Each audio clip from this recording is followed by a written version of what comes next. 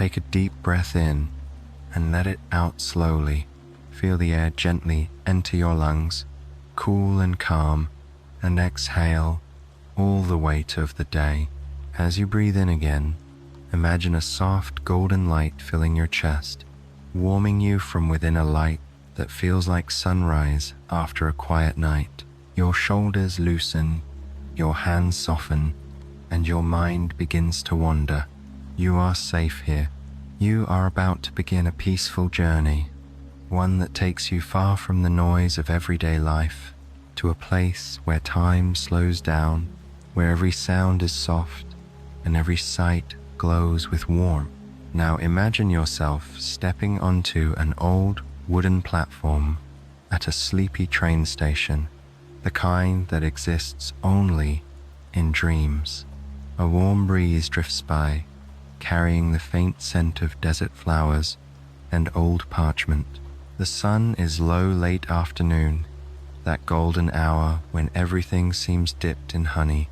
A small train awaits you, only 2 carriages long, painted cream and green, with a brass bell at the front that glints in the sunlight. Its windows are open, and you can hear a gentle chime as the wind moves through them. You climb aboard and find your seat beside a wide window. The cushions are soft, the fabric faded with years of journeys, and the moment you settle in, the world already feels quieter. Across from you sits an older woman with silver hair tied in a loose braid. She's reading a small leather-bound journal and sipping mint tea from a thermos. When she notices you, she smiles the kind of smile that holds a secret, as though she already knows where you're headed. "You're on your way to the dig, aren't you?" she asks softly. Her voice is like wind through reeds, gentle, melodic. You nod, curious. She chuckles, closing her notebook. "Ah, then you're in for something special. It's not like other digs, you know. The sands there hum when the moon rises, and sometimes, if you listen carefully, you can hear the whispers of those who built the city beneath." Her words aren't eerie, they're musical, whimsical, like a bedtime tale. You smile, unsure whether she's teasing, but before you can ask, the train lurches forward with a soft sigh of steam. The landscape begins to change as you travel. Villages fade into stretches of rolling dunes and soft golden plains. You pass through groves of date palms, their fronds swaying like lazy dancers. Occasionally, the train slows beside a shimmering oasis, emerald pools reflecting clouds that drift lazily across the sky. Inside the carriage, everything smells faintly of dust and cinnamon, and the rhythmic clack of wheels on the rails begins to lull you into a gentle calm. Outside, the horizon glows with that deep orange that only deserts know. The air hums with stillness. You close your eyes for a moment and imagine what lies ahead. A small team of archaeologists uncovering forgotten stones, carving out pieces of history with patient, careful hands. But in your imagination, the sight feels different. There is no rush, no heat pressing down, only soft winds, cool shadows, and the sound of brushes sweeping over time-worn relics. The train slows again. You open your eyes and see the sun dipping lower, almost kissing the horizon. Far in the distance, you spot a cluster of tents, glowing like lanterns in the amber light. The archaeologists' camp. Beyond it, a range of sandy hills glimmer faintly, as if each grain of sand holds a spark of starlight. The train sighs to a stop. The woman across from you closes her notebook and stands. "Well, this is your stop," she says warmly. "Welcome to the desert of dreams." You step down onto the soft sand, and the train begins to roll away, its wheels whispering a farewell before vanishing into the horizon. The air here is dry, but cool, carrying the scent of sage and ancient stone. The light of dusk has turned everything to gold and rose. The sand beneath your boots feels almost alive, like fine silk that remembers stories. Ahead, a young man waves from the edge of the camp. He's wearing a wide hat and a linen shirt, its sleeves rolled up. "Hey there," he calls with a bright smile. "You must be the new volunteer. I'm Leo." You walk toward him as the first stars begin to appear overhead. Lanterns flicker to life around the tents, each one glowing softly, like fireflies caught in glass. Leo leads you through the camp, past a cooking tent that smells of cumin and roasted vegetables, and toward a large canvas pavilion filled with tables, maps, and delicate tools. Inside, the warm light of hanging lamps dances over relics, ceramic shards, bits of carved stone, and fragments of what look like ancient murals. A woman stands over one of the tables, sketching carefully. Her auburn hair falls loosely around her shoulders, and she hums quietly to herself. When she sees you, she wipes her hands on her apron and greets you with an easy smile. "Welcome," she says. "I'm Dr. Amina. We don't dig here to find treasure. We dig to listen to the earth's memories." She gestures toward a long stretch of dunes beyond the camp. "Tomorrow, when the sun rises, we'll begin near the Whispering Stones. But tonight rest, breathe, and listen to the desert sing." Outside, night settles fully now. The sand cools to a soft silver under the moonlight. You find your tent small but cozy, with a soft mat, a woven blanket, and a lantern that flickers gently. You lie down and close your eyes, listening to the faint hum of wind over the dunes, a sound so gentle it almost feels like a lullaby. Somewhere in the distance, you hear the rhythmic brushing of sand against stone, perhaps from the day's last excavation, or perhaps something older, deeper, the earth itself breathing softly beneath you. As your thoughts drift away, the last thing you feel is peace, deep, quiet, ancient peace, and the whisper of the desert saying, "Welcome home." When you awaken, it's not to an alarm or a shout, but to the hush of dawn moving across the desert. The air is still cool, the kind of chill that makes you instinctively pull your blanket a little closer before opening your eyes. Your tent glows faintly gold as the first light filters through its canvas walls. Outside, the camp is beginning to stir softly, unhurriedly, with the gentle rhythm of a place that understands time differently. You stretch, feeling the sand shift beneath the mat, and breathe in deeply. The air smells of mint tea, firewood, and distant salt, perhaps from a dry lake bed somewhere over the dunes. When you step outside, the horizon greets you with its vastness. The desert glows pale pink and amber, rippling like water. In the far distance, you can see Leo already up, carrying brushes and trowels toward a formation of stones that seem to rise like fingers from the sand. "Morning," he calls, his voice bright but calm. "Hope you slept well. We're starting near the Whispering Stones. Today you'll love them." You follow him, your boots pressing faint trails into the cool sand. Each step is soft, the earth giving slightly beneath your feet, and the sky above grows bluer by the minute. The sun peeks out not harsh, but warm and nurturing, casting long shadows that stretch across the dunes like soft ribbons.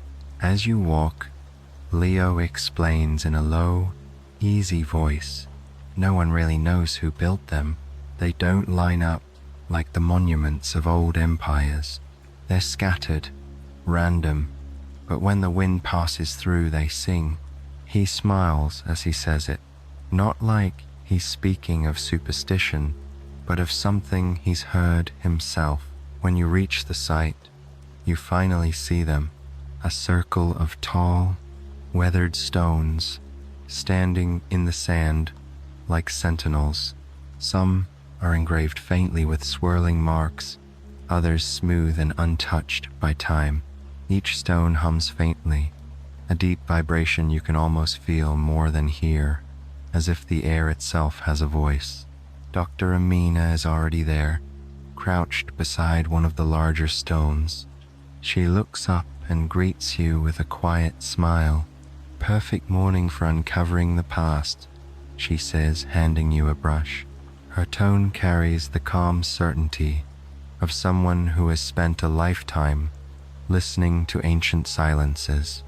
You kneel beside her, and the world seems to narrow to the sound of your brush moving across the sand. There's something deeply meditative about it, the slow rhythm, the faint scrape of grains against stone, the soft sigh of wind that moves like breath. No rush, no expectation, only the joy of uncovering something forgotten. As the minutes stretch into hours, the camp behind you becomes a distant murmur, clinking cups, soft laughter, the flap of canvas in the breeze. The desert, however, remains alive. Beetles trace small constellations across the sand. A pale lizard suns itself on a flat rock, unmoving except for the flick of its tail. And every now and then, when the wind shifts just right, you hear it, a low, resonant tone coming from between the stones. At first, you think it's your imagination, but then Amina looks up and nods, her eyes half closed. "Do you hear it too?" she whispers. You nod, and she smiles faintly. They say the stones remember the wind that carved them. Each one holds its own song, played only when the air is right. You pause, brush still in hand, and close your eyes to listen fully. The sound deepens, not words, not melody exactly, but something ancient and full of feeling. It's as though the earth itself is humming low, steady, comforting. The tone vibrates gently in your chest, slow and calming, and for a moment, the boundary between you and the desert feels blurred, like you are both made of the same quiet material. When you open your eyes, Amina is watching you with understanding. "It's peaceful, isn't it?" she says softly. "People come here expecting discovery, but what they find is rest, the kind that comes when you finally stop searching." The morning drifts on. Leo brings you a cup of tea brewed with herbs from the oasis. It tastes earthy and slightly sweet, and as you sip, a warm drowsiness settles in. You rest your hands on the sand, feeling its warmth sink into your palms. The dunes shimmer faintly now in the rising sun, and the humming continues, deep and soft, like the pulse of the world. Nearby, a notebook flutters in the wind. You pick it up and notice sketches inside, swirling patterns, spirals, symbols like ripples on water. At the bottom of one page, written in Amina's looping hand, is a line that makes you smile. To listen to history is to listen to stillness itself. By midday, you and the others retreat to the shade of the pavilion. Lunch is simple flatbread, olives, lentil stew, but every bite tastes like it belongs exactly where you are. Afterward, everyone drifts into quiet rest, stretched out on mats beneath the fluttering canvas roof. Outside, the wind continues its gentle chorus, brushing past the stones as if telling them secrets. You close your eyes again. The warmth of the air, the slow rhythm of your breath, the faint hum in the distance, they all blend together until time itself seems to melt away. You imagine the ancient builders whoever they were, standing where you stand now, listening to the same desert wind, feeling the same stillness wash through them, and as you drift between waking and dreaming, the sound of the whispering stones deepens, a lullaby, older than words, carrying you softly, peacefully, into rest. You awaken again to silence, that special kind of silence that feels alive. The air is still, and yet full of tiny sounds. The faint brush of sand shifting, the soft rustle of canvas, the distant cry of a bird tracing the horizon. The sun has not yet risen high. It's early, and the light is pearly, almost silver. You step out of your tent and stretch, breathing in the cool morning air. For a moment, you simply stand there, the world vast and open around you, the dunes like soft waves frozen in golden motion. Every shape is simple, every color muted, and you feel deeply at peace, as though the earth itself has slowed its heartbeat just for you. Dr. Amina waves you over from the main tent. Her sketchbook lies open on a map of the excavation site. "Morning," she says, her voice quiet, respectful of the desert's hush. "Something interesting happened last night. After you fell asleep, the wind shifted. It uncovered a pattern beneath the eastern ridge. You lean in to look. The drawing shows a curved formation of stones, half buried, leading toward a central depression. Leo joins you, sipping coffee from a tin mug. "We think it's a collapsed chamber," he says. "Nothing big, just an echo of a room that used to be. There's no rush to the work. Here, time doesn't command, it drifts, like sand." You walk with Amina and Leo toward the ridge, following a trail of footprints, already softened by the wind. The morning light paints the dunes in pale peach and cream, and tiny desert flowers peek out from the slopes, fragile yet determined. When you reach the site, the air feels a little cooler. The ridge casts a soft shadow, and you can see what they meant.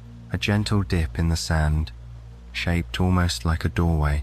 It doesn't look like much, but something about it feels inviting, familiar even, as if it's been waiting quietly for someone to notice. You kneel and brush your hand across the sand. The grains slide smoothly beneath your fingers, warm, fine, and scented faintly of mineral and earth. With careful strokes, you begin to help, brushing away the layers that time has laid down one by one. Amina hums softly as she works beside you, a tune that sounds ancient, almost like the rhythm of breathing. Leo's voice drifts in and out, explaining how sand remembers shapes long after they're gone, how even the smallest shift can reveal an entire story. Hours pass in a gentle blur. The sun climbs higher, but the ridge shields you from its heat. Bit by bit, the outline becomes clearer, curved stones forming a threshold, and in the center, a slab of marble-like material that shimmers faintly under the dust. When you wipe the last of the sand away, something unusual happens. The air changes. It's subtle, a faint vibration beneath your palms, as though the ground itself exhales. After holding its breath for centuries, Amina looks up, her eyes shining with that calm wonder she always carries. "There's a hollow beneath," she whispers. "Feel that? It's breathing space. The chamber's still intact." She gestures for Leo to fetch the small instruments, wooden stakes, brushes, a delicate hammer. Every motion is slow, respectful, ritual-like. You find yourself matching their rhythm, moving with patience and precision, as if time itself has agreed to wait. When the slab is finally lifted, cool air rushes out, not stale, but scented with stone and ancient earth, a perfume of stillness, preserved through the ages. It feels like stepping into memory. Beneath the slab, a staircase curves gently downward, carved from smooth limestone that glows faintly in the filtered light. No one speaks for a moment. Even the wind seems to hush. Amina lights a small lantern, its glow warm and golden against the pale stone. "Would you like to see it first?" she asks quietly. You hesitate, not from fear, but from reverence, as though stepping into the earth's memory requires permission. She nods encouragingly. "You have gentle hands," she says. "The stones trust you." With the lantern in hand, you descend slowly, each step soft and echoing like a heartbeat. The air cools, wrapping around you like a blanket. You can smell minerals, old clay, and something faintly floral, perhaps dried petals sealed long ago. At the bottom of the stairs, the chamber opens into a small circular room. Its walls are smooth, carved with spirals and flowing lines that seem to move when the lantern flickers. In the center lies a low stone table covered in dust, and on it a bowl carved from translucent crystal, half filled with sand. You set the lantern down and watch as its light refracts through the bowl, casting soft rainbows across the walls. It's mesmerizing, like standing inside a living painting of stillness. Leo and Amina join you quietly. No one speaks. The silence is full, rich, comforting, the kind that asks for nothing. After a long while, Amina exhales softly. "This," she says, touching the carvings, "isn't a tomb or a temple. It's a place of remembrance. Ancient people came here not to worship, but to rest, to sit with the earth and listen to the echoes of their own hearts." Her words settle deep inside you, and as you look around, you can almost feel it, the presence of countless quiet souls who once found peace here. You reach out and touch the edge of the stone table. It's cool beneath your fingertips, smooth and steady, and as you breathe slowly, the hum returns, that low, gentle vibration, like the whispering stones above, only deeper, slower, more personal. For a moment, you close your eyes. The hum seems to align with your heartbeat. The desert above, the chamber below, the breath within, all one rhythm. Everything connected, everything still. When you open your eyes again, you notice something glimmering within the bowl. Tiny grains of sand catching the lantern light, each one shining faintly, like stars held in the palm of the earth. Leo chuckles quietly. "Even the sand dreams down here, and somehow you believe him." You linger there, the three of you sitting in the soft golden glow, the world above forgotten. No rush, no sound, no time, just the steady peace of a place that remembers how to rest. When you awaken the next morning, the light is softer than usual. It filters gently through the thin fabric of your tent, painting the air with strokes of honey and cream. You stretch slowly, feeling the remnants of yesterday's discovery settle somewhere deep inside you.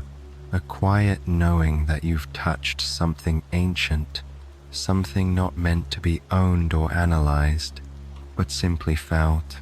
Outside, the desert hums with morning stillness.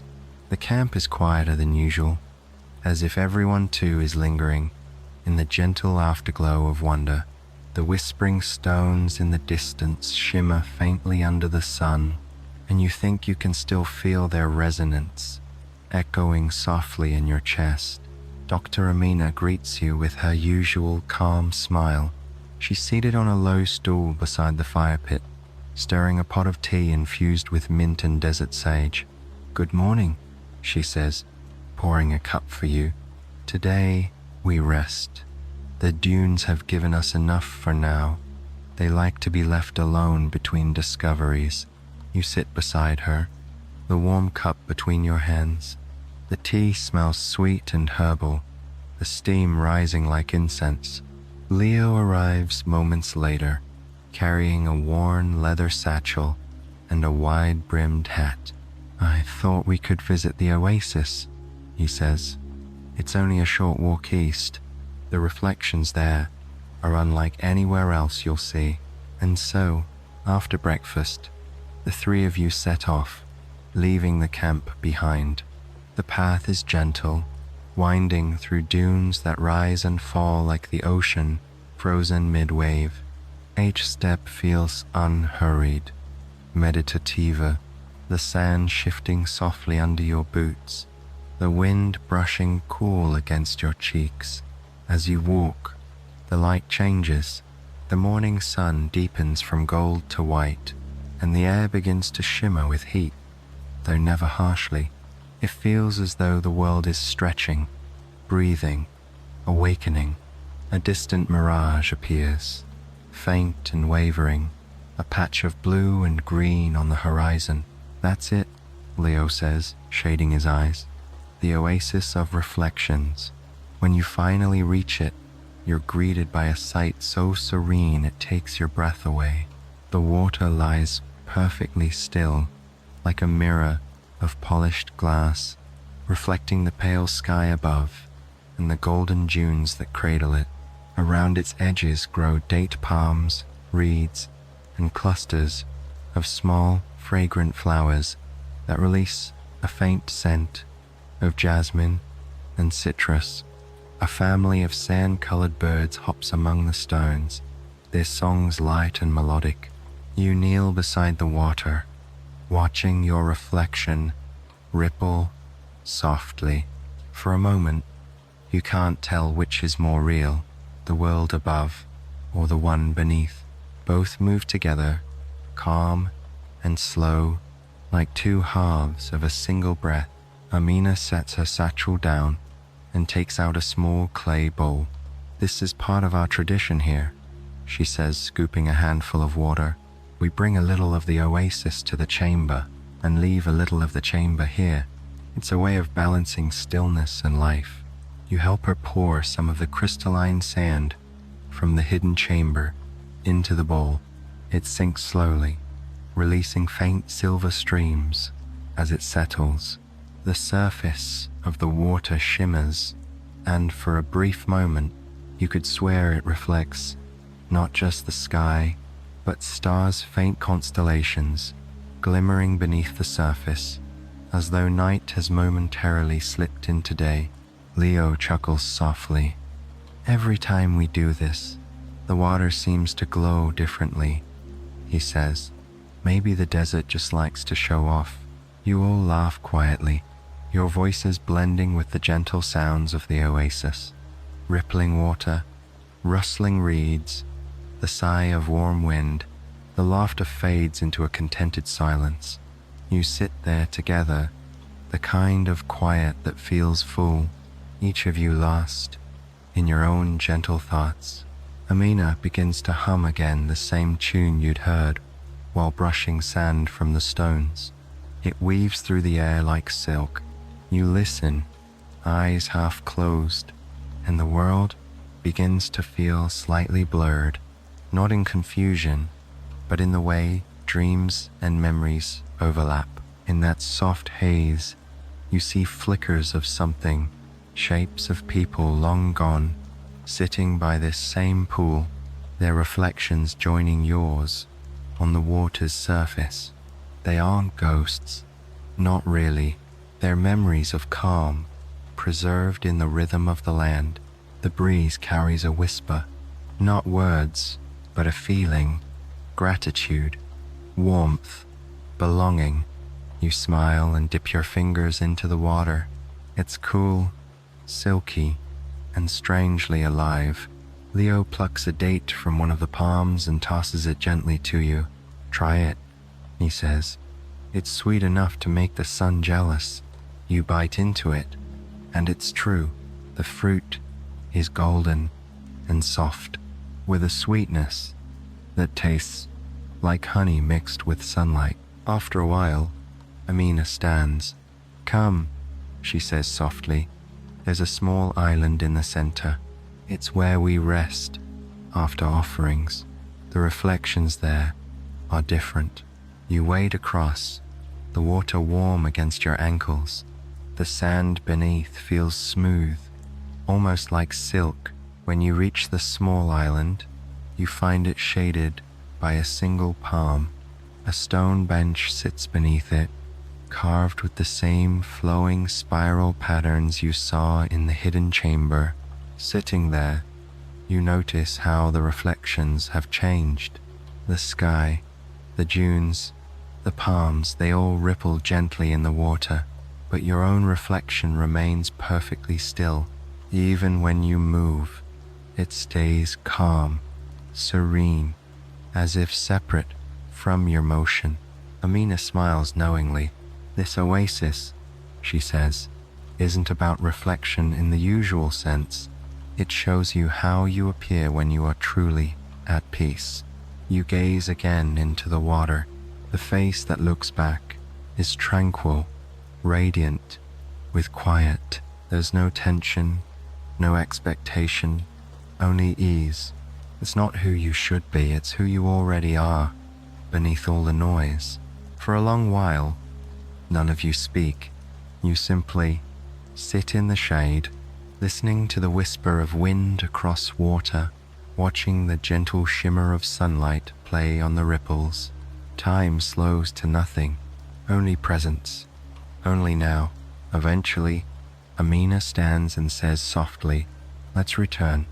The desert will sleep soon." You follow, feeling lighter, as though you've left a part of yourself, floating peacefully in the water, a reflection that will always wait there, serene and unchanging. As you walk back toward camp, the horizon begins to turn amber again. The dunes glow, the wind sighs, and the whispering stones hum faintly in the distance, welcoming you back with their slow, timeless song. You return to your tent, and as night begins to gather its stars overhead, you close your eyes and imagine the oasis still shimmering in the moonlight, the reflection of peace still waiting for you, always calm, always whole. Sleep drifts in like cool water, and once again, you rest in the embrace of the desert's ancient silence. The first thing you notice when you awaken is the sound, not of people or footsteps or chatter, but of the wind, soft, layered, alive. It moves through the camp like an invisible thread, lifting the tent flaps, brushing across your face, and carrying with it the scent of warm stone and sage. You lie still for a moment, listening. Each gust has a tone, almost like a note in a song, low and round when it passes over the dunes, whisper light when it curls through the camp ropes, and faintly musical when it rushes past the whispering stones in the distance.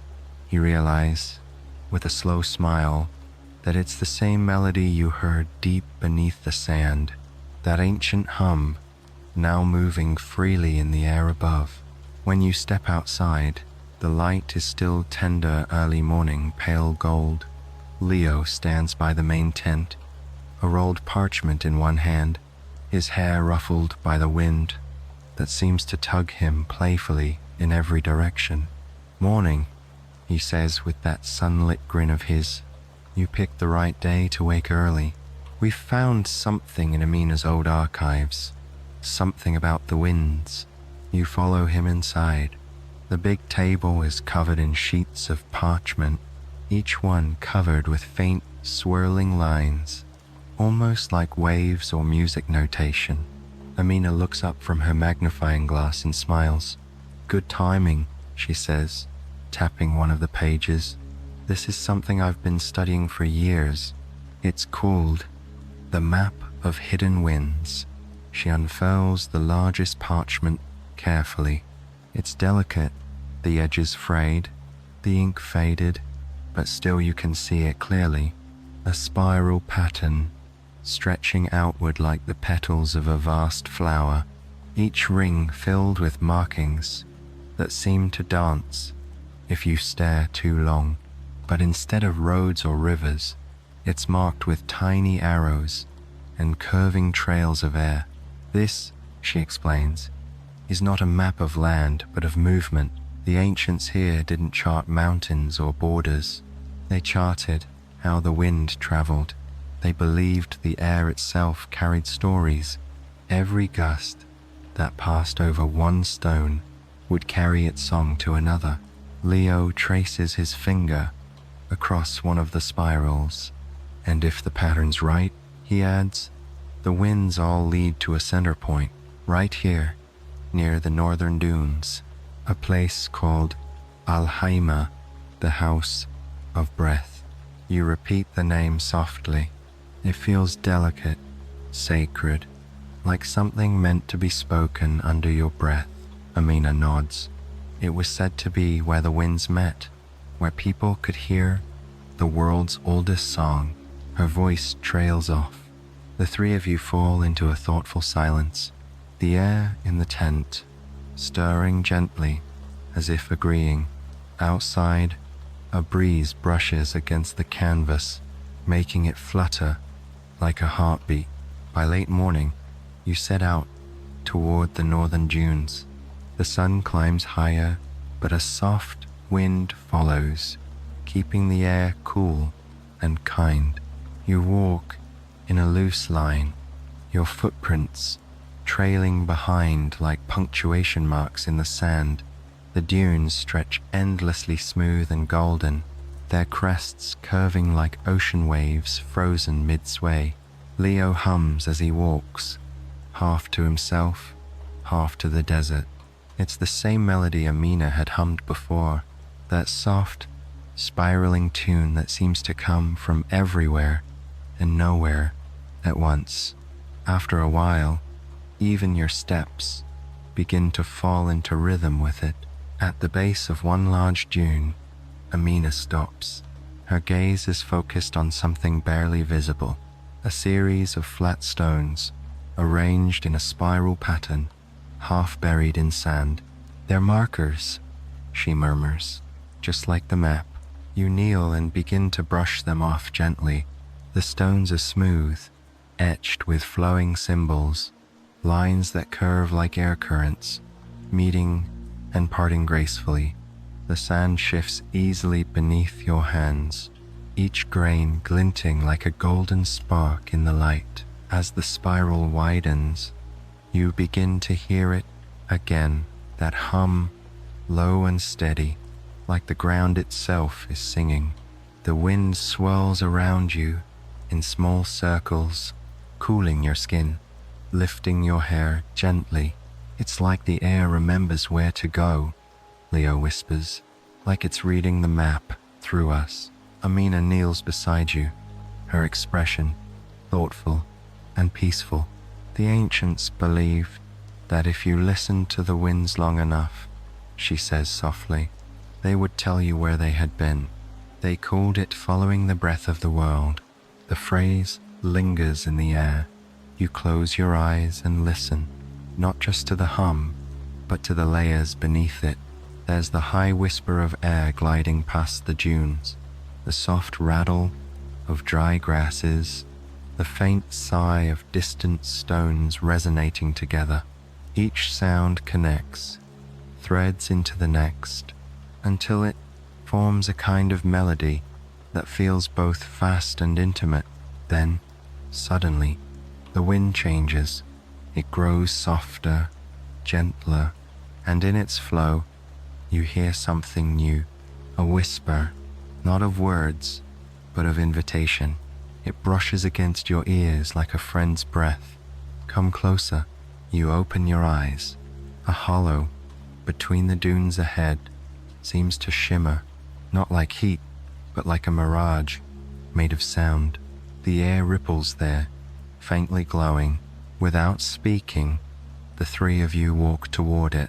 The closer you come, the stronger the sound grows. A deep resonance like the heartbeat of the desert itself.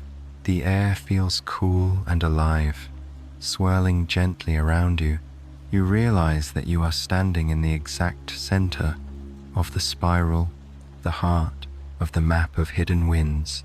Amina places her hand over her heart and closes her eyes. Leo bows his head slightly. You follow their lead, breathing in deeply. The wind encircles you, slow, rhythmic, ancient. It doesn't rush, it dances. Each gust brushes over your skin like a memory, and for an instant, you feel connected to everything. The stones beneath your feet, the dunes that shift like waves, the stars that will soon appear. The sound deepens into something like music, low tones from the sand below, higher whispers from the air above. The harmony wraps around you, steady, patient, eternal. You open your eyes just as the wind begins to settle again, and for a brief moment, you see the sand at your feet shimmer with faint lines, curving patterns, glowing softly before fading away, like the map itself had come alive to greet you. No one speaks. There's no need. The air has already said everything. As you walk back toward camp, the wind follows not as a gust, but as a companion, brushing lightly against your shoulder, singing its silent song of welcome. That night, as you lie in your tent, you can still hear it, the faint hum of the dunes outside, the echo of the hidden winds tracing invisible paths across the world. You breathe in deeply, and the air feels full of memory. The wind is old, you realize, but it knows your name now, and in the heart of the desert, it whispers it softly, over and over, until you fall asleep. The evening arrives with a grace that feels almost ceremonial. The heat of the day fades into a soft, velvety coolness, and the desert begins its quiet transformation. You sit just outside your tent, wrapped in a light shawl, watching as the sky deepens from pale gold to indigo. Each color melts into the next, like watercolor bleeding across silk. The first star appears just above the western dunes, then another and another. Within minutes, the sky blooms with constellations, so many that the darkness itself seems dusted with light. You can feel the air hum faintly around you, as though the winds you followed earlier have now risen to sing among the stars. Amina joins you, carrying a brass lantern. Its glow pulls warmly against the sand, casting shifting patterns that dance like ripples on water. Leo follows with a tray of food, lentil stew, soft bread, dates, and warm honey tea. He sets it down with a grin. "If we're going to eat under the stars," he says, "we might as well let them join us." The three of you sit in comfortable silence, the kind that feels as deep as friendship born from quiet understanding. The night air smells faintly of cedar and smoke from the distant cooking fire. The sand beneath you still holds the warmth of the day, and every so often, a soft breeze glides through, cooling your skin, carrying the scent of the faraway oasis.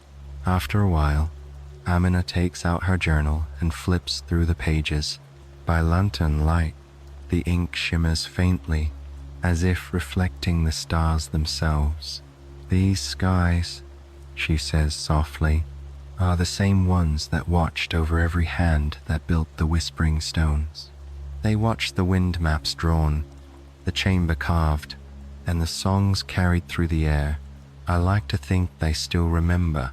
You look up at the endless expanse above, so vast, it makes you feel both small and perfectly placed. Every star seems alive, pulsing faintly in rhythm with your breath. Some twinkle sharply, others glow softly, like floating lanterns. The Milky Way stretches across the heavens like a shimmering river, its reflection faintly visible in the dune's silvery slopes. Leo leans back, hands behind his head. When I was little, he says, I used to think each star was a memory. Every time someone felt something beautiful or kind, it lit another one. Amina chuckles. Then this sky must be made of millions of quiet joys. You all laugh gently, and for a moment, the sound blends with the desert's hush, a soft chord of human warmth against the infinite stillness. After dinner, Amina dims the lantern, and you lie back together on woven mats, your gaze fixed upward. The stars are impossibly bright now. The sky seems closer, as if you could reach out and touch the edges of the universe. Somewhere in the distance, a faint sound drifts over the dunes, a low, melodic hum. It's not the whispering stones this time. It's the wind playing through the ridges, a continuation of the song that began beneath the earth and now rises to the stars. Amina's voice is quiet, almost a lullaby. There's a story, she says, about how this desert came to be called the Desert of Dreams. They say it was once a vast garden, and when the people who tended it grew tired, they sang it to sleep. The wind took their lullabies and spread them through the dunes, so that anyone who rests here will dream of peace. Her words drift like the breeze itself, wrapping around you gently. You close your eyes and listen to her voice, to the sigh of the wind, to the quiet pulse of your own heartbeat beneath the stars. When you open your eyes again, the sky has grown deeper, darker, more intimate. The constellations now look like stories themselves, figures carved in light, moving slowly in their eternal dance. You spot one that looks like a circle of stones, another that resembles a spiral, and you can't help but smile at the way the heavens seem to echo the earth below. Leo points upward. That one there, see it? He traces a line across the sky with his finger. The locals call it the listener.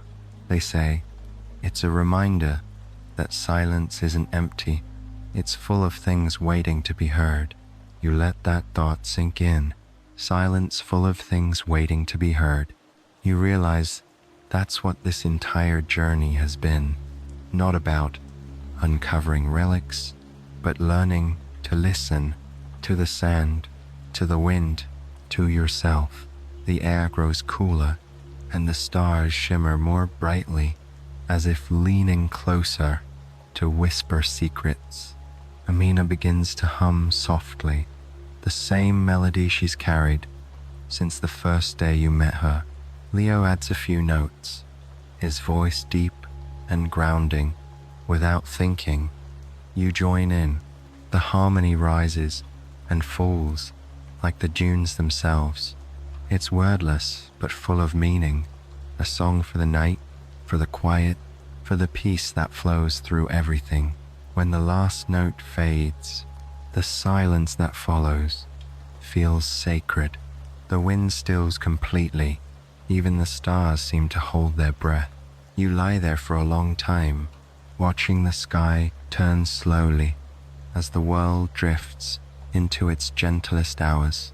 Sleep begins to gather at the edges of your thoughts, soft and inviting, like a blanket woven from moonlight and memory. Before your eyes close, you take one last look at the heavens. A shooting star arcs across the sky, leaving a trail of silver that lingers longer than it should. You smile. Somewhere deep inside, you know the desert is listening. The last thing you feel before drifting away is the soft sigh of wind brushing past your hair, as if whispering goodnight, and beneath 1,000 stars, you fall gently into dreams. You awaken to silver light, the kind that feels soft even before your eyes open, light that glows through your eyelids, that hums quietly like a lullaby made of moonbeams. When you sit up, the camp is bathed in pale, blue-white radiance. The moon hangs full above the dunes, huge and luminous, casting gentle shadows that waver like silk across the sand. Everything seems to glow faintly. The tents, the stones, even the air itself. It's a different kind of desert tonight, not the gold and amber of the day, but one made of silver and silence. You hear soft voices beyond the camp, laughter, slow footsteps, the quiet shuffle of hooves. You step outside, curious, and see lanterns in the distance, a line of them moving gracefully across the dunes like a constellation brought to earth. Each lantern swings from a tall staff, carried by a traveler, cloaked in pale fabric, their robes flowing like water under the moonlight. Amina stands beside you, already awake, her eyes bright with quiet joy. "The moonlight caravan," she whispers. "They come once a month, when the winds are gentle and the stars are low. They trade stories instead of goods. Would you like to meet them?" You nod, and together with Leo, you walk toward the glowing procession. The sand beneath your feet feels cool and soft now, each step leaving a faint shimmer that lingers before fading. The travelers greet you warmly, bowing their heads slightly. Their faces are calm, kind, and their eyes reflect the moon as though holding small galaxies inside. One of them, a tall man with silver-threaded hair, steps forward. "Welcome, friends of the stones," he says softly. "We have heard your brushes on the earth, your footsteps in the hidden chamber, your songs beneath the stars." His voice carries a rhythm, as though shaped by years of storytelling. He gestures toward the line of camels and donkeys resting nearby, their saddles decorated with tassels that shimmer like frost. "Come, sit with us. Tonight, the desert breathes stories." You settle among them, around a fire that glows pale and gentle, not orange or red, but white and opaline, as if made of moonlight itself. It gives off no smoke, only a soft fragrance, like cedarwood, honey, and cool rain on stone. Amina and Leo sit beside you, and soon the entire caravan gathers in a circle, their faces illuminated by the ghostly flame. The air feels alive with quiet expectancy. The tall man begins to speak. He tells of travelers who once crossed the desert, guided only by the stars, their camels laden not with gold, but with silence, the kind of silence that heals instead of empties. He speaks of a forgotten lake that appears only in dreams, and of winds that remember the names of everyone who has ever listened to them. As he speaks, the world around you seems to shift. The dunes ripple faintly, and the fire's glow flickers in time with his words. You feel your breath slowing, matching the cadence of the tale. Another traveler, a woman whose eyes shine like polished amber, continues. She tells of a place beyond the horizon called the Library of Echoes, where every sigh, laugh, and whisper ever carried by the wind is stored in invisible scrolls. Sometimes, she says with a smile, the breeze you feel on your cheek isn't just air, it's someone's story, drifting by, looking for a listener. Her words drift through the night like feathers. You imagine it, a vast hall hidden beneath the dunes, lined with shelves made of light, filled with soft voices that hum and murmur as they pass. You find yourself smiling. It feels right, the idea that even the smallest sound never truly disappears. The travelers take turns sharing their stories, some short, like flickering candles, some long, winding, and gentle as rivers. None of them are hurried. Each tale moves with the rhythm of breath, and between every one, there is a pause, a silence filled not with emptiness, but with space for reflection. When it is your turn, you hesitate at first, but Amina nods encouragingly. Leo smiles. You look into the moonlit fire and begin to speak, not a story of adventure or discovery, but of stillness. You tell them about your first day at the camp, the whispering stones and their music, the chamber beneath the dunes, the oasis that reflects your truest self, and the night you lay beneath 1,000 stars. You speak slowly, your voice soft, and as you do, you notice the fire flickering higher, as if feeding on the calm in your words. When you finish, no one claps or cheers. They simply nod, smiling quietly, the kind of acknowledgement that feels like being seen, not just heard. The tall man speaks again, his tone reverent. The desert listens, he says, and now it knows your story too. He stands and gestures toward the horizon. Beyond the dunes, a faint silver mist is forming, like a wave of light rolling across the sand. The wind rises, he says. It will carry our stories now. The travelers begin to pack their belongings, careful, slow, deliberate motions, as though preparing for another kind of journey. Their lanterns glow brighter for a moment, casting long ribbons of light that weave and shimmer like threads of silk. As they move off into the dunes, you watch the mist swallow them gently, their laughter and whispers fading into the rhythm of the wind. Soon, only the faint glow of their lanterns remains. Then even that melts into the night. Amina sighs softly beside you. They come and go, she says, never twice, along the same path. They say the moonlight tells them where to walk. You stand for a long moment, the cool sand beneath your feet, the stars above, and the hush of the desert around you. Somewhere far away, you hear the caravan's bells jingling softly in the distance, a sound like memory itself drifting out of reach.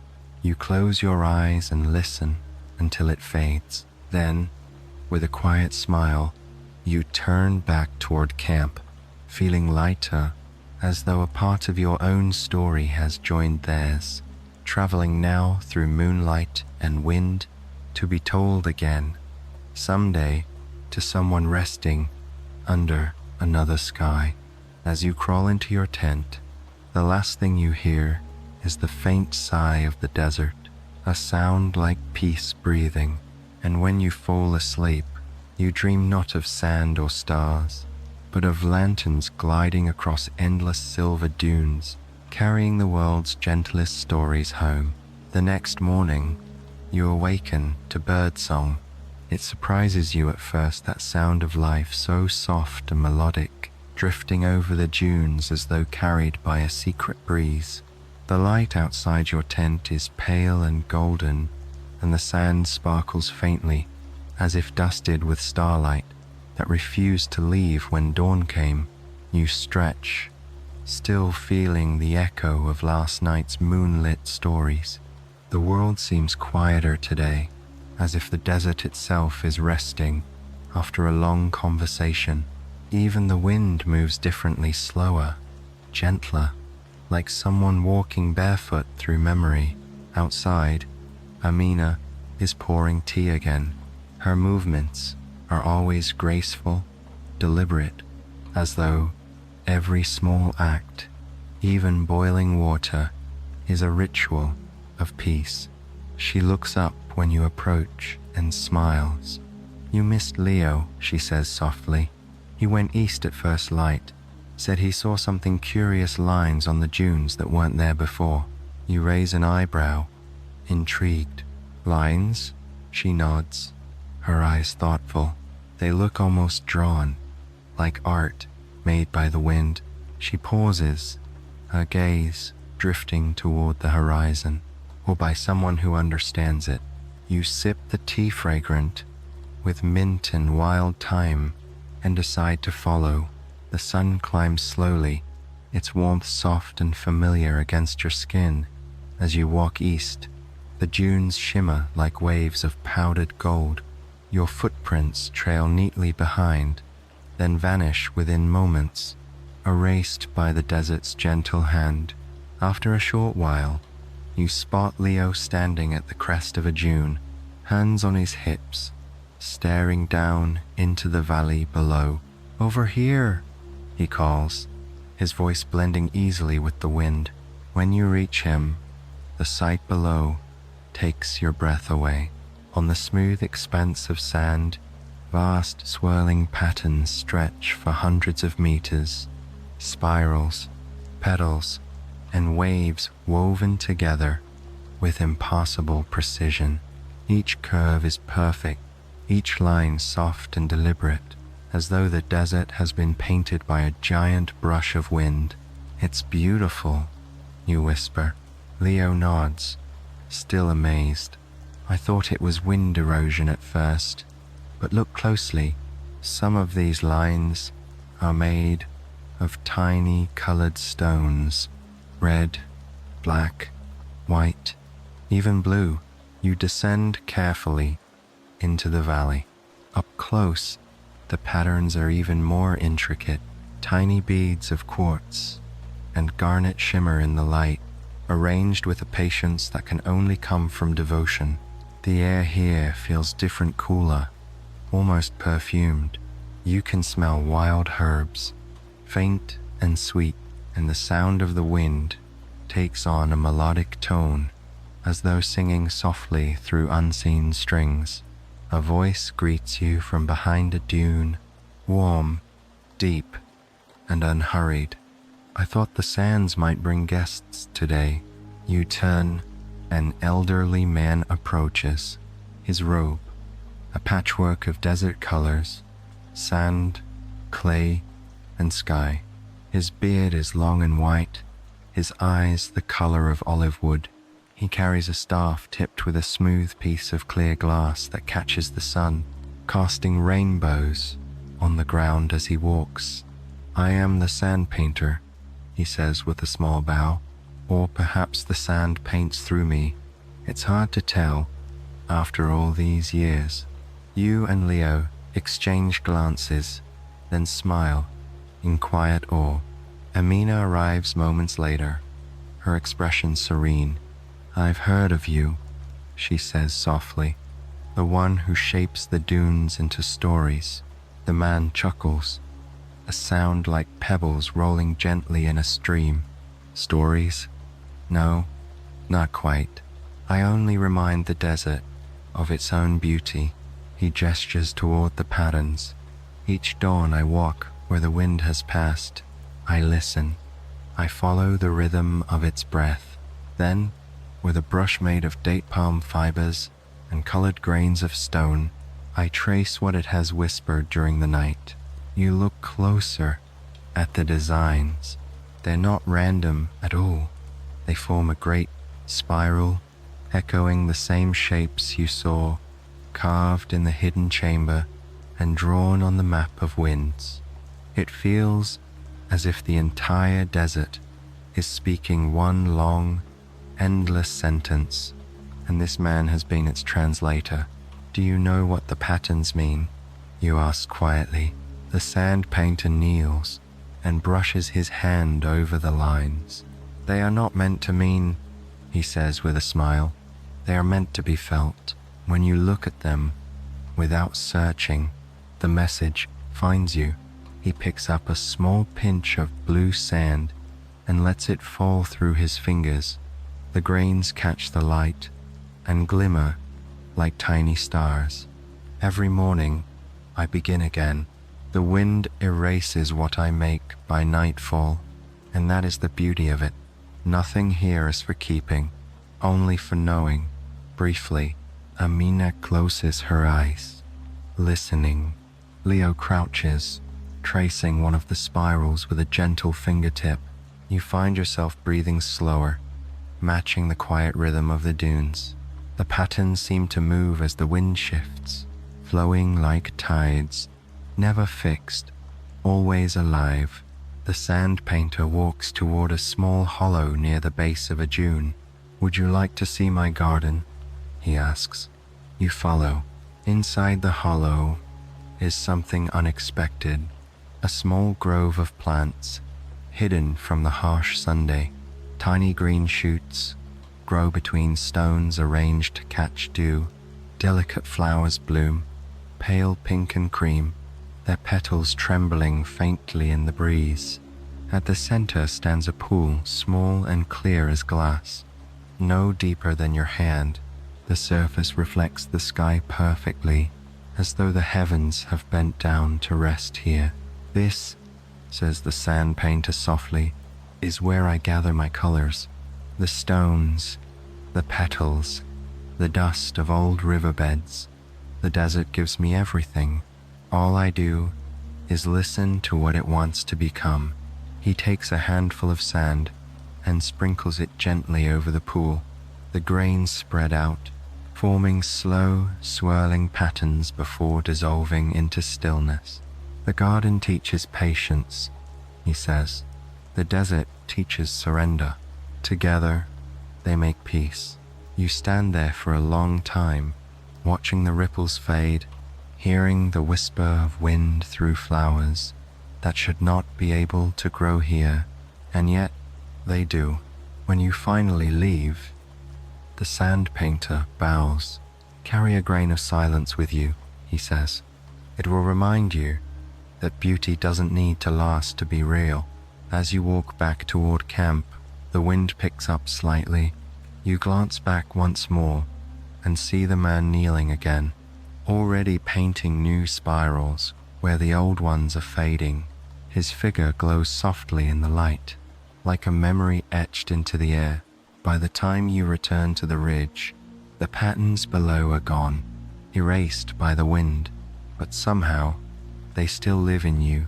That night, as you drift into sleep, you dream of endless spirals forming and fading, each one glowing for a moment before returning to sand. And when you awaken, you feel as though your own heart has learned to breathe that way, quietly, endlessly, painting peace across the canvas of the soul. You awaken to the scent of something sweet and strange, a mixture of cardamom, dust, and sunlight on silk. When you open your eyes, the desert is already shimmering in the early light, its dunes rising and falling like gentle tides of gold. The air feels different today, charged, as if something new stirs beyond the horizon. Leo is at the edge of camp, tightening the straps of a pack. He turns and grins when he sees you. "Morning, explorer. Guess what Amina's found?" His tone is light, but there's a spark of excitement in it. You follow his gaze. Dr. Amina stands by her table, poring over an ancient scroll, one she must have unearthed in her chest of papers from the archive tent. Her hair glows copper in the morning sun, and her expression is calm, yet gleaming with curiosity. "It mentions a place called Mirage Town," she says, when you approach, "a place that only appears when the air and light meet just right, usually at the end of a long wind's journey." Leo laughs softly. "A city that shows up when it feels like it?" Amina nods. "The old texts call it Souk al-Dakira, the market of memory. Travelers who found it said they could trade not for goods, but for moments, old ones they'd lost, or new ones they wished to live." You blink, intrigued. It sounds impossible, yet in this desert, impossibility feels ordinary. You recall the whispering stones, the chamber beneath the dunes, the sand painter's garden that blooms without water, and realize that perhaps the world here bends gently toward wonder, like the wind following its own map. "Shall we go see if the mirage wants visitors today?" Leo asks, slinging his pack over his shoulder. You set out together, Amina leading with quiet certainty, Leo humming a soft tune that matches the rhythm of your footsteps. The desert stretches endlessly ahead, each dune crowned with light, each shadow cool as silk. Hours pass in a kind of trance. The sun climbs and the air shimmers, turning the horizon into a silver haze. Then, slowly, you begin to see it, a faint outline where sky and sand blur. At first, it looks like a dream. Arched doorways of light, domes that waver and reform with every blink, banners that ripple, though there is no wind. As you draw closer, the mirage sharpens, and what seemed illusion becomes detail. There are stalls made of woven reeds, covered in draped cloths of amber and cream. Perfumed smoke drifts lazily through the air. You hear laughter, soft music, and the quiet murmur of traders, calling out in voices like wind over stone. The market of memory is real, or perhaps it is real enough.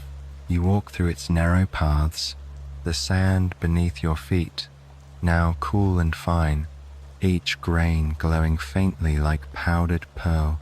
The air smells of spice, dried fruit, and something else, a scent you can't quite name, but that feels familiar, like the warmth of a long-forgotten afternoon. Each stall seems to shimmer with its own light. One holds glass bottles filled with swirling colors, memories of sunsets, the merchant says. Another offers tiny bells that chime with laughter when shaken. A third sells folded scraps of paper that open into whispers, soft voices of people who once said something kind, preserved in the moment between breath and silence. Amina smiles gently as she browses. "These traders don't sell to make profit," she murmurs. "They keep the balance between remembering and forgetting." You stop at a stall covered in fabrics that glint with faint patterns. The woman behind it, her eyes bright and distant, gestures for you to touch one. When your fingertips brush the cloth, an image floods your mind. Your first morning at the dig, the way the desert light touched the stones, the sound of your heartbeat syncing with the wind's hum. It's your own memory, but brighter, sharper, like you're standing inside it again. The merchant smiles. "Take it," she says softly. "Gifts of calm are never traded, only passed forward." You thank her quietly, folding the fabric carefully into your pack. When you turn, Leo is at another stall, his hands cupped around a small glass sphere that glows with pale gold. Inside, you can just make out an image, his childhood home by the sea, waves breaking against the shore. His smile is wistful. "I didn't think I'd ever see it again," he says, then chuckles. "Guess the desert's a better traveler than I am." Nearby, Amina stands before a vendor with a chest of old instruments, flutes, drums, and small metal bowls that hum when touched. She picks up one and lets it sing with her fingertip. The sound that fills the air is delicate and endless, like the very memory of music itself. As the day passes, the market feels both eternal and fleeting, a place made of nostalgia and light. You sit beneath a silk canopy with your friends, sipping tea made from dried flowers that taste faintly of honey and salt. Around you, the traders continue their soft dance of giving and receiving. Eventually, a bell rings, not loud, but resonant. The air shifts. The horizon begins to waver again. Amina's eyes lift. It's time. Mirage Town is fading. You rise and look back down the rows of stalls. The people smile as they pack their goods. Some nod to you in farewell. Others simply dissolve into the shimmer of sunlight. The scent of cardamom lingers a little longer, then fades like breath on glass. Within minutes, the town is gone. The dunes stretch wide and empty again, as though nothing had ever been there. Only one thing remains, a faint, spiraling pattern in the sand where the central square had been, echoing the marks you've seen so many times before. You, Leo, and Amina stand quietly for a long while. No one speaks. The air hums softly, and in that sound, you almost hear the echo of laughter, the chime of bells, the whisper of memories being shared.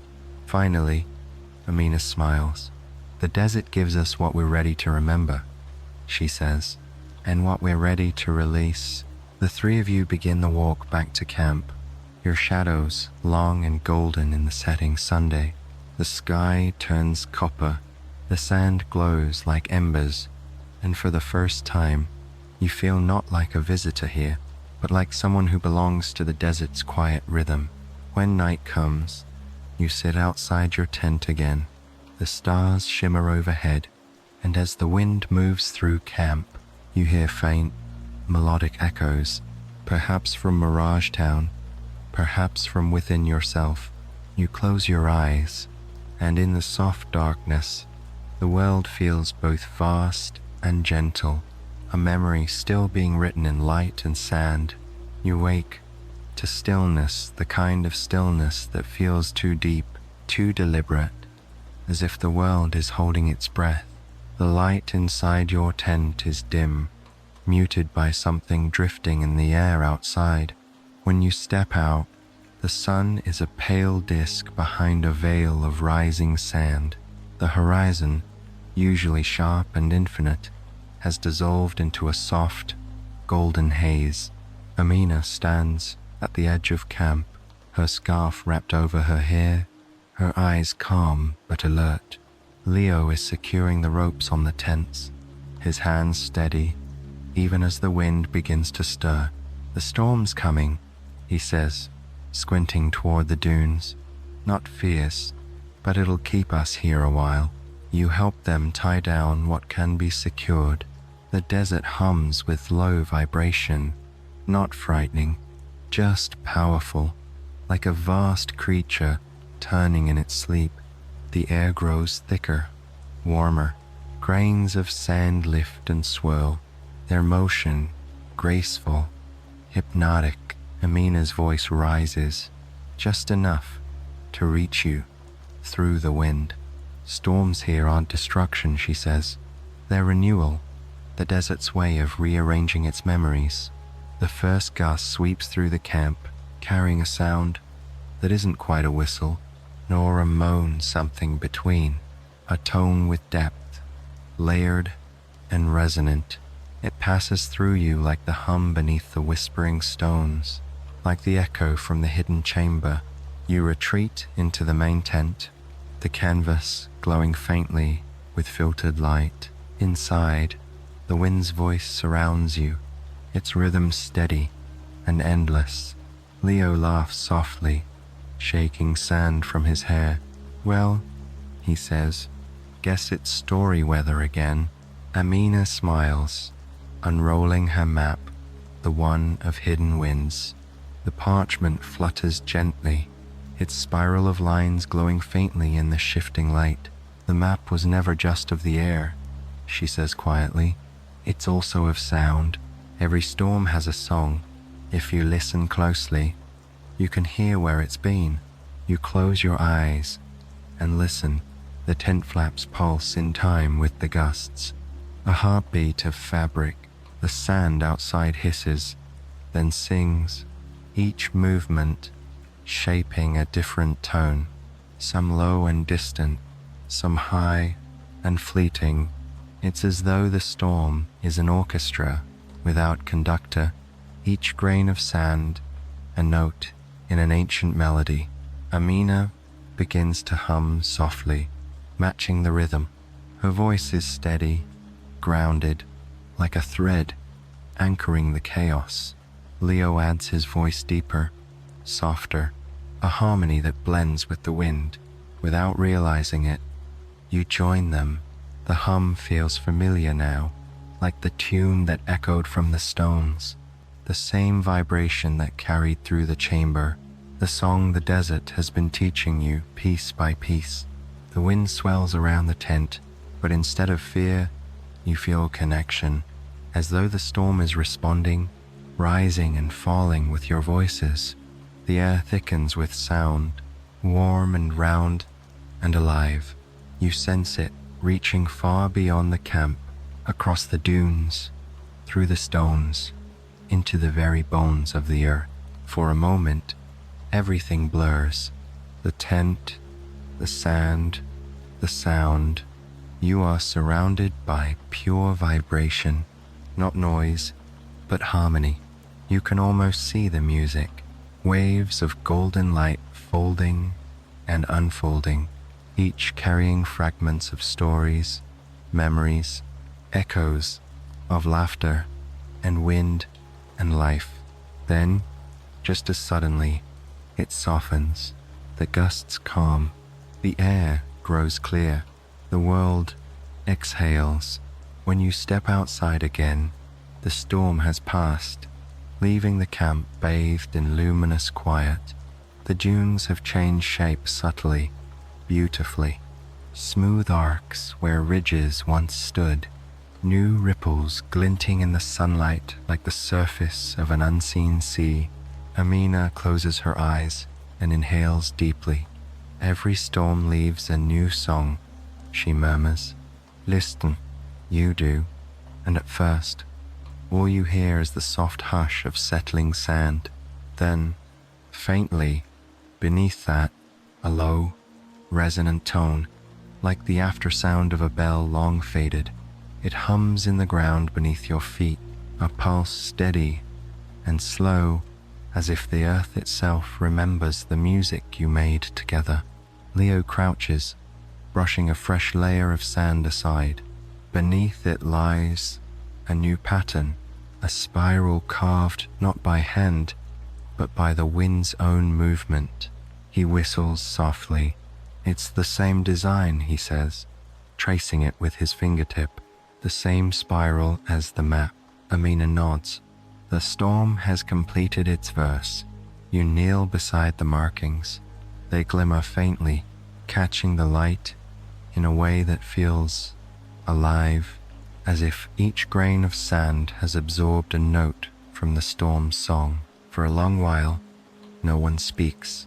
There is nothing to explain, nothing to solve, only this feeling of awe, of being small and infinite at once. When you finally return to camp, you find the air sweeter somehow, cleansed by the storm. The tea tastes richer, the colors of the tents brighter, the silence afterward softer than you've ever known. That night, as you lie beneath the stars, the dunes glisten under the moon's gaze, their new shapes glowing faintly, like a score written in light. You breathe in deeply and realize the desert is always singing, sometimes loud, sometimes quiet, but always in tune with something vast and kind. You close your eyes, and the wind, gentle once more, whispers its lullaby, the same melody you now know by heart. It hums through you, around you, and within you, until the edges of the world blur, and you drift peacefully into sleep. The next morning begins with the most delicate kind of silence, not empty, but full of waiting. The air is perfectly still, as though the desert has paused to listen to its own memory. When you step outside your tent, the dunes seem reborn after the storm, curves smoother, ridges sharper, every grain of sand polished by the wind's touch. They shine like powdered gold under a soft, pearly sky. Leo is already awake, crouched near the spiral the storm left behind. He's sketching its pattern carefully in his notebook, his movements reverent, slow. Amina stands nearby, eyes closed, her palms turned upward to the sun, as if greeting an old friend. The wind left something else, Leo says quietly. Come look. You step closer and see faint impressions at the spiral's center, small, uneven marks that look almost like symbols, not carved, not written, but pressed into the sand, like the memory of words that once existed. Amina kneels beside it, tracing one of the marks with her fingertip. It's a map, she says softly, but not of space, of sound. You tilt your head, unsure, and she smiles. Remember, Mirage Town, the market of memory. One of the traders spoke of a hidden place, the library of echoes, a place where the winds store every sound they've ever carried. I think the storm was showing us the way there. The three of you set out just after sunrise, following the faint, curling grooves the wind has drawn. They lead north, past dunes as pale as ivory, and ridges etched with thin lines like writing. The air grows cooler as you walk, and a faint, resonant hum begins to rise beneath your feet. Hours pass quietly, the landscape shifting from gold to cream to faint rose. At last, the dunes part, and before you lies a wide hollow, as if the earth itself has taken a slow breath and held it. At the center stands a structure half buried in sand, a dome of stone and glass that glows faintly from within. Its surface shimmers like heat haze, but the light is soft, steady, and rhythmic, pulsing gently like the slow heartbeat of the desert. You descend the slope together, your footsteps muffled by the soft sand. The closer you get, the stronger the hum becomes, low, soothing, and strangely familiar. The entrance is an archway carved into the dome's side. Inside, the air is cool, heavy, with the scent of mineral and dust. The walls are made of translucent stone, amber, quartz, and pale crystal, each one vibrating faintly with sound. It's like standing inside an enormous instrument, where the air itself is the music. Amina speaks softly, but her voice seems to echo 1,000-fold, rippling through the walls in layers of sound. Welcome, she whispers, to the Library of Echoes. The space opens into a circular hall, its floor covered in sand, so fine it moves like water. Above, a shaft of light filters through the dome, catching floating dust that glows like drifting stars. But what captures you most are the walls. They are alive with resonance, not words, not voices, but pure tone. Each section hums at its own pitch, and when the breeze passes through the cracks in the dome, the entire room sings in harmony. Leo steps forward, running his hand along the wall. The tone deepens where he touches, as if the stone responds to warmth and intention. He grins softly. It's listening back. Amina removes her sandals, walking barefoot through the sand, her steps leaving faint trails that shimmer in the light. This was never meant to be read, she murmurs. It was meant to be heard. Every sound that ever touched the desert, wind, laughter, footsteps, songs, is stored here in the stone. This is the memory of the world breathing. You sit near the center of the room, closing your eyes to listen. At first, it's just a hum, steady, deep, enveloping.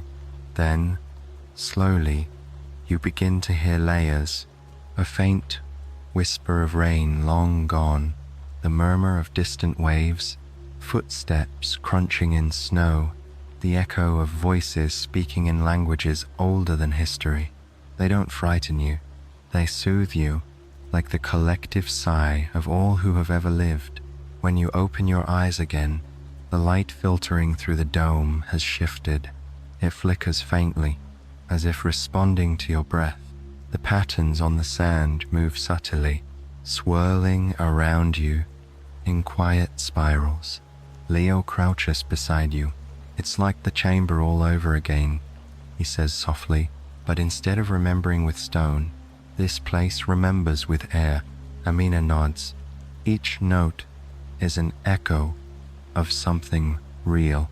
Every sound carries memory, and when it returns here, it becomes eternal. She moves to a small alcove, where a bowl of clear crystal rests upon a pedestal. Inside the bowl, grains of sand float weightlessly, suspended in mid-air by invisible vibration. As she breathes near it, the grains rearrange, forming delicate ripples, patterns that shift with her exhale.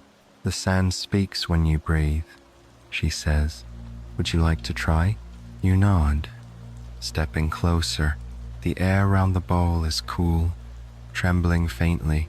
You inhale slowly, then exhale across the surface. The grains swirl and form a pattern, a spiral again, but with lines like waves, radiating outward. Amina smiles. The desert remembers your voice now. You stand there for a long moment, watching your breath become art. It feels sacred, a quiet joining of presence and place. Eventually, you sit again, letting the hum of the room cradle you. The tones seem to change as your heartbeat slows.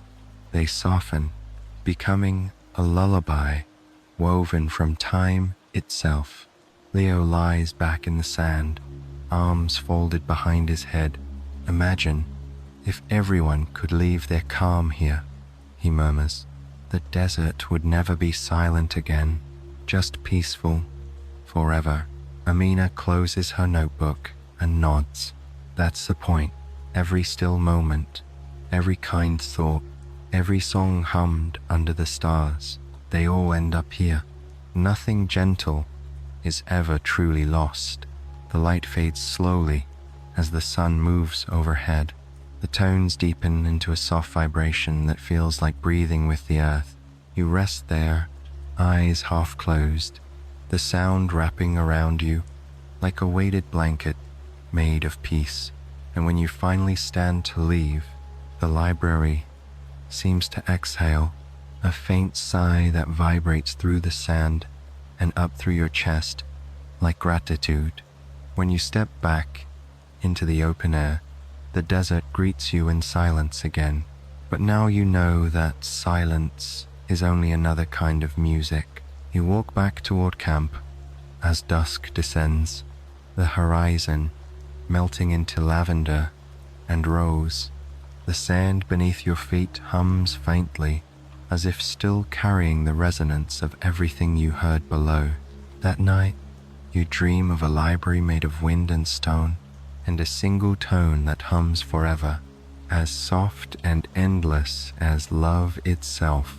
The next evening arrives softly, as if the desert itself is preparing for something special. The air carries a stillness that feels full, not empty silence, but the quiet expectancy before music begins. The sky is brushed with pink and gold, the kind of twilight that looks painted by hand. You hear laughter drifting through camplight, warm, familiar. Leo is stringing paper lanterns between the tent poles. their thin silk sides glowing like small captured sunsets. Amina sits by the fire pit, painting delicate symbols on the lanterns with a brush dipped in golden ink. The scent of the paint mingles with spice and smoke, cinnamon, cumin, and the sweetness of baked dates. When she looks up, she smiles knowingly. "The desert has been listening to us," she says, her voice quiet but full of joy. Tonight, it listens back. It's time for the Lantern Festival, an old ritual to thank the winds for their stories. You join them, tying ribbons and placing small candles inside the lanterns.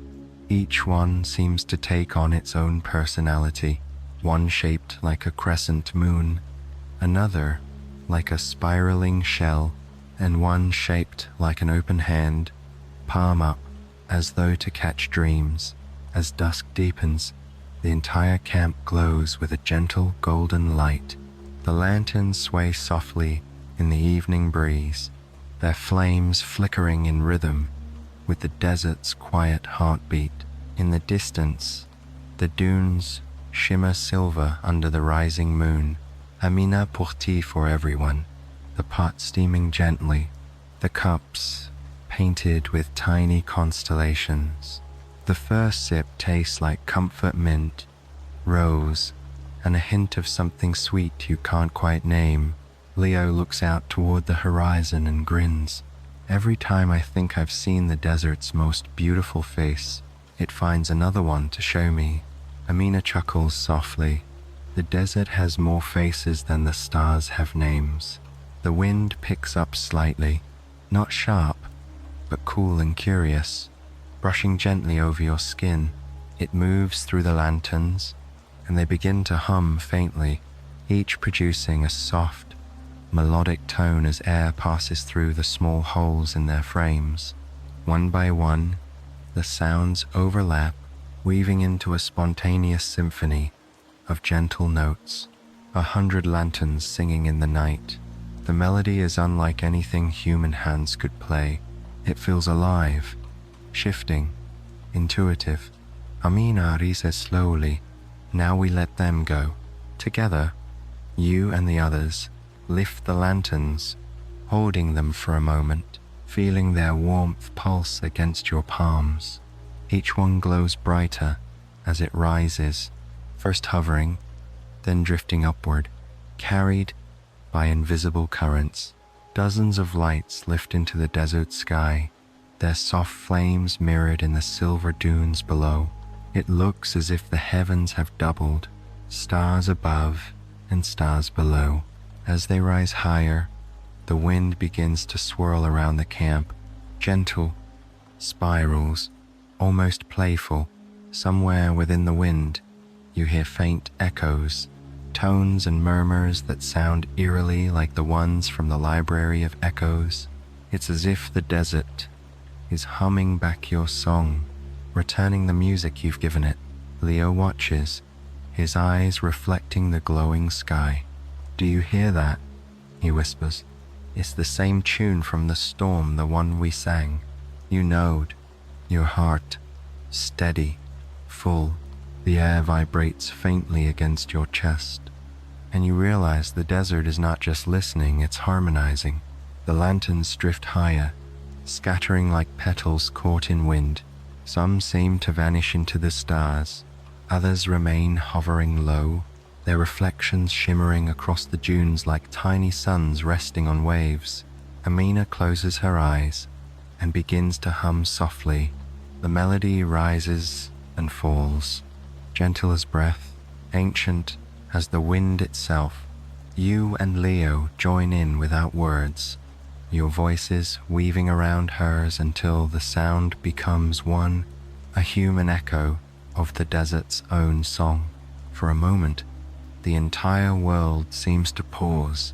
No past, no future, just this infinite, peaceful now. When the final lantern disappears into the darkness, the air grows calm again, the wind quiet, the sand rests, and the stars glow unshaken, as if nothing had ever disturbed their silence.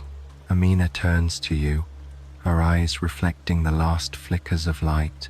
"Do you know why we send lanterns?" she asks softly. "So that what we've learned doesn't fade. Each one carries a piece of our stillness into the world. When someone, somewhere, feels calm for no reason, it might be because a lantern from the desert has drifted by."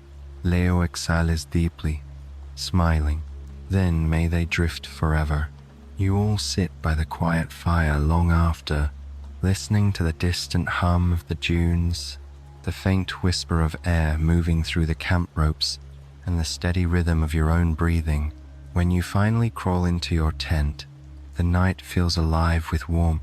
Through the canvas, you can still see faint pinpricks of gold, lanterns so high now they've merged with the stars.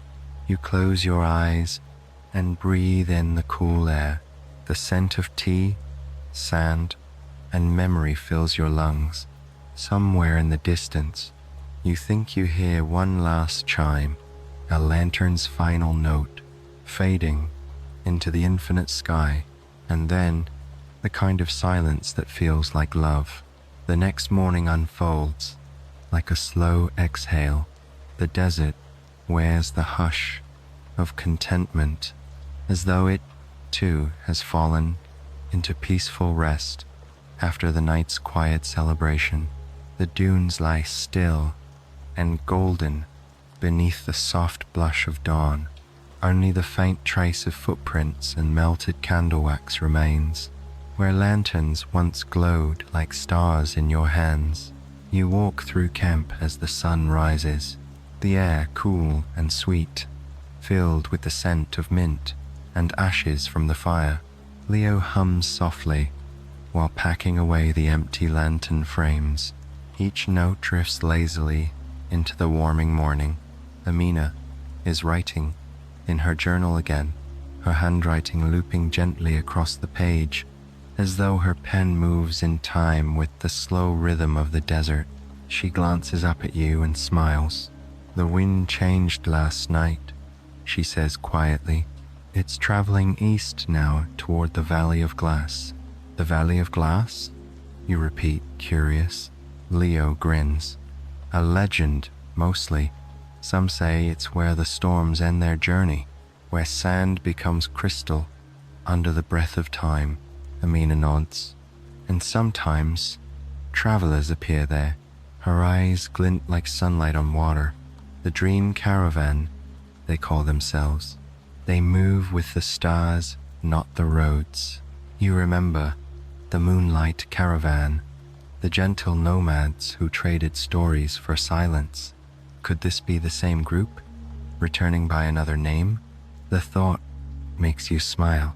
You feel the tug of adventure again, the soft pull of the unknown. By mid-morning, you're walking together across the dunes, following the shifting glimmers that mark the desert's eastern edge. The air grows sharper, cooler, and soon you begin to see faint sparkles on the horizon, as though the earth itself has learned to reflect the sky. The Valley of Glass appears suddenly. You crest one last dune, and the world opens into brilliance. The ground below is covered not in sand, but in glass like crystal, clear, smooth, and glowing faintly beneath your feet. Sunlight refracts through the valley, casting slow-moving rainbows across the dunes. Every color seems to hum with its own tone, and there, like a mirage becoming solid, is the caravan. Dozens of travelers, robed in white and silver, their camels and wagons gleaming as though dusted with starlight. They move slowly, gracefully, leaving no footprints on the glass. Each carries something that glows faintly. Small orbs, lanterns, scrolls of wind-touched silk. They are quiet, smiling, luminous. Leo breathes out softly. They look like a dream walking Amina nods. That's exactly what they are. One of the travelers, a woman with hair the color of moonlight, turns toward you. Her expression is serene, as though she's been expecting you. You've been walking with the desert's heart, she says softly. Now, it's time to walk with its dreams. She gestures for you to follow. The caravan moves forward in silence, their bells chiming gently, a rhythm that feels both familiar and new. You walk among them, the glass beneath your feet, cool and smooth like frozen light. Reflections shimmer. All around, you see not just the travelers, but faint mirages of yourself in different times. The you who first stepped off the train, the you who brushed the whispering stones, the you who sang with the storm. Each reflection smiles before fading. The air around you hums faintly, like a low melodic heartbeat. Every sound feels alive. The creak of leather, the breath of the camels, the whisper of robes brushing glass. The harmony of motion becomes a kind of music, the rhythm of belonging. At the center of the caravan, a large canopy wagon glows from within. Its roof is woven from thin, translucent cloth that catches the light like water. The moon-haired woman beckons you closer. Inside, it's dim and warm, filled with scent of cedar and frankincense. Crystals hang from cords, spinning slowly, casting shifting patterns on the walls. You've walked where few remember to look, she says.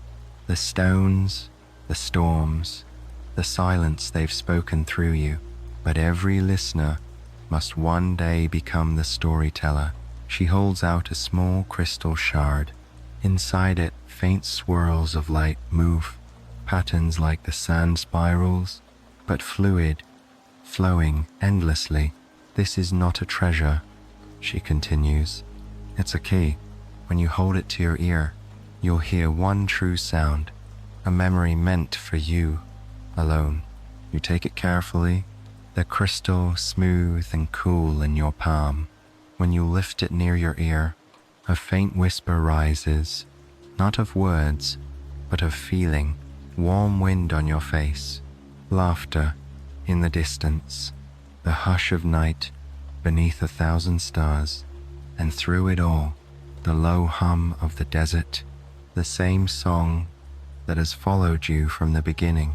It isn't telling you something new, it's reminding you of something you already knew, that peace isn't a place you reach, but a rhythm you carry. When you open your eyes, the woman is smiling. You hear it, don't you?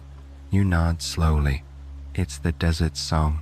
She touches her heart, and yours. The caravan begins to move again.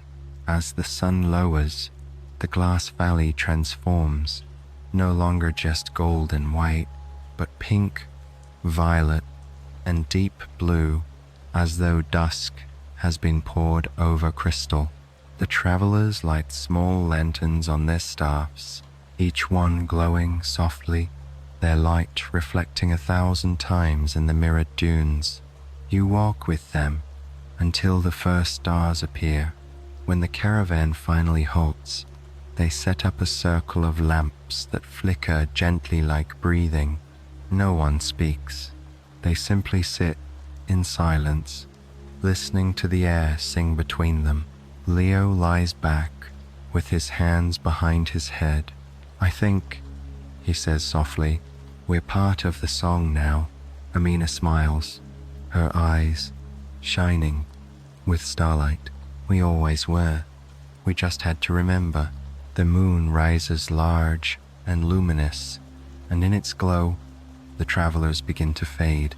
Their shapes turn to light, their laughter to echoes, their lanterns to stars. Soon only you, Amina, and Leo remain. The desert stretches around you, quiet, endless, perfect. You look up at the sky and realize some of the new stars seem to be moving, drifting slowly eastward. like a caravan traveling forever through the heavens. You smile, feeling the wind brush gently across your cheek. Somewhere in its whisper, you hear a soft voice, perhaps the desert's, perhaps your own. Keep walking. The dream never ends, only changes shape. You close your eyes. The hum of the earth returns, steady, ancient, familiar. You breathe in peace and let it fill you completely. You awaken before dawn. The air is cool and still, and the world is painted in shades of deep violet and soft gray. It takes a moment to remember where you are, not because you've forgotten, but because the desert's peace has woven itself so completely into your dreams that waking and sleeping now feel the same. When you step out of your tent, the sky is just beginning to blush with color. The stars are fading, but a single bright one lingers stubbornly over the eastern horizon, its light trembling like the last note of a song. The dunes glisten faintly with dew, and the wind moves so gently that it seems to be breathing rather than blowing. Leo is already awake, crouched near the fire pit, coaxing a small flame to life. He looks up as you approach and smiles sleepily. "Morning," he says softly. "Tea's almost ready. The desert made sure we'd have one last sunrise." Amina appears soon after, her scarf trailing behind her like a river of silk. She carries her journal and a folded map, the same one marked with spirals of wind. But now, the paper looks lighter somehow, as if the map itself has exhaled after being understood. "This is our last day here," she says quietly, and though her words sound final, her tone is full of calm, not sorrow. The excavation can wait. The desert has already given us more than we came for. You sit together as the sun climbs slowly, its first rays spilling over the dunes, turning them from gray to rose, from rose to gold. The light stretches across the sand like warm silk, touching every tent, every footprint, until the entire camp seems to glow from within. The tea tastes of mint and dust and sunlight, the flavor of stillness itself. You sip it in silence, watching the world awaken in slow motion. After breakfast, Amina stands and closes her journal. "I want to visit the stones one more time," she says. Her voice is barely more than a whisper, as though speaking too loudly might disturb the morning's peace. You follow her, with Leo walking just behind. The whispering stones rise ahead tall and worn, their shadows long against the brightening sand. As you approach, you hear it again, that low, resonant hum. It's softer now, slower, as if the stones themselves are sleepy, content to murmur their song rather than sing it. Amina places her palm against one of the stones and closes her eyes. Leo does the same. You follow suit. The surface is cool beneath your hand, solid, ancient, but somehow tender. You can feel the vibration travel through your skin, into your bones, settling deep inside your chest. For a long time, no one speaks. There is only the hum and the steady rhythm of 3 human heartbeats joining it. Then Amina opens her eyes. "This is what the ancients meant," she says softly. "Not that they worshipped these stones, but that they listened to them, that they learned to live in tune." She looks at you, her expression calm, glowing in the morning light. "You've learned that too." Leo chuckles quietly, his voice warm. "I've never learned so much by doing so little." You smile, knowing what he means. The lessons of this place were never written or spoken. They were felt in the wind, in the sand, In the silence between breaths, the three of you stand together as the sun rises higher, the shadows shrinking, the hum fading softly into the brightness. When it disappears completely, the silence that follows feels full, like the closing line of a song that will always echo in your chest. Back at camp, you begin to pack. Each motion feels deliberate, almost ceremonial. You fold your blanket carefully, tee your satchel slowly, as though the rhythm of the desert has seeped into even the smallest task. The tents come down one by one, their canvas sighing softly in the breeze. Leo rolls up the last of the ropes and tosses his pack over his shoulder. "Well," he says, looking around, "the desert never really lets you leave, does it?" Amina smiles faintly. "It lets you return in memory, in breath, in stillness." You turn for one last look. The dunes stretch endlessly, but they don't look empty. You can almost see the traces of everything that's happened here. The sand painter's spirals, the storm's humming patterns, the faint shimmer of Mirage Town, the glowing lanterns rising like stars. The wind lifts slightly, cool and playful, tugging gently at your sleeve as if to say goodbye. It carries a faint hum, so quiet you might almost miss it, but you recognize it instantly. The desert's song. You close your eyes and listen, letting it move through you one last time. When you open them again, the train's thin plume of steam is visible far in the distance, waiting to take you home. As you walk toward it, the world seems to blur at the edges, not from sadness, but from the warmth of sunlight, the shimmer of heat, and the softness of knowing you'll never really be far from this place again. When you reach the platform, the woman with silver hair, the one who shared her tea on your very first day, is waiting there, smiling. "Did you find what you came for?" she asks. You nod. "It found me instead." She laughs, the sound like wind chimes swaying in the breeze. That's how the best journeys work. The train whistle blows, low and melodic, blending perfectly with the desert wind. You board, finding your seat by the window, the same one where your journey began. The cushions feel softer now, as though remembering you. As the train begins to move, you watch the dunes slide by slowly, their edges catching the sun, their shapes shifting in the distance. The camp fades, the stones blur, and the horizon stretches wide and endless once more. You rest your head against the window. The rhythm of the wheels matches the rhythm of your breathing. Outside, the desert glows golden and alive, its silence full of song, and for the first time, you understand completely that peace isn't something you travel to. It's something you bring back with you, something that hums quietly inside.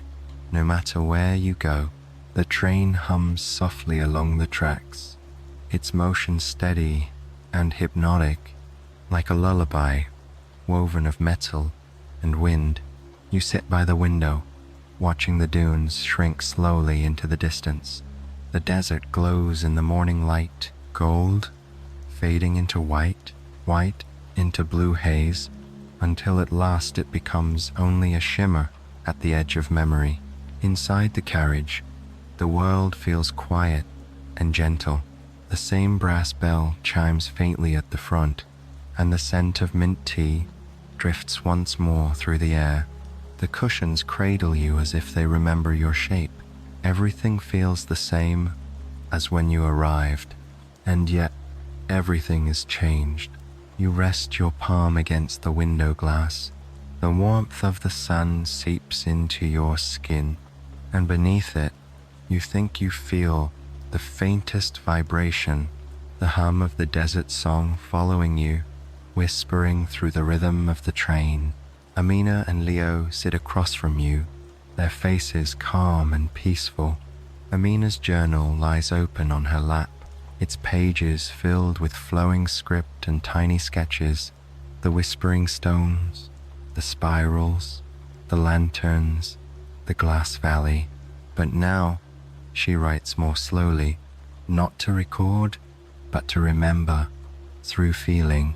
Leo gazes out the window, his hands folded loosely, a faint smile on his lips. Neither of them speaks. There is no need. The landscape changes gradually, the golden dunes giving way to pale plains, then to stretches of green where low grasses ripple in the wind. The horizon sharpens, the air thickens with moisture and scent, earth, wood, and faraway rain. You realize how much you had forgotten about the world beyond the desert. When the train finally slows, the small station comes into view, the same one where your journey began. It looks unchanged. The wooden platform, the faded benches, the lazy sway of the signal flag. But this time, you step down with the quiet certainty of someone who carries a hidden secret. The silver-haired woman is there again, waiting near the platform's edge. Her braid gleams in the sunlight, and her eyes sparkle with knowing warmth. She offers you a nod, as though she has been expecting you all along. "Welcome back," she says gently. "Did you listen well?" You smile. "I did." And did the desert answer? You think of the whispering stones, the sand painter's spirals, the caravan's lanterns, the hum beneath the storm, and the sound that still thrums faintly in your chest. "Yes," you say softly. It answered with silence. The woman laughs quietly, her voice a wind through reeds. "Ah, then you've heard the truest sound of all." She presses something into your hand, a small cloth pouch, light as air.